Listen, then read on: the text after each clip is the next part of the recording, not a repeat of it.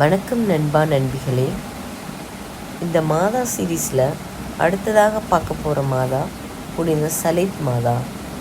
புனித சலேத் மாதாவுக்கு ஜெபம். இம்மாதா துன்பங்களை நீக்கி ஆறுதல் தரும் தாய். அந்த மாதாவுக்கு இப்போ நம்ம கை கூப்பி ஜெபிக்கலாமா?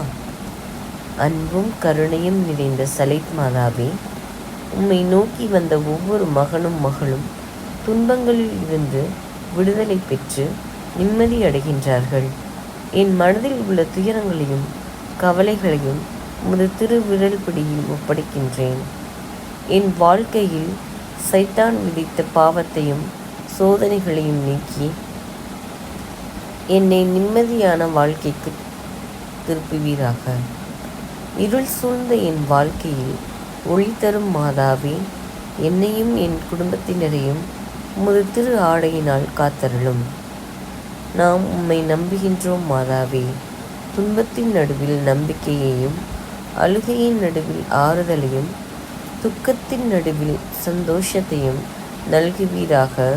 ஆமேன். புனித சலேத் மாதாவே, எங்களுக்காக வேண்டிக்கொள்ளும். இதை மும்முறை சொல்லவும். புனித சலேத் மாதாவே, எங்களுக்காக வேண்டிக்கொள்ளும்.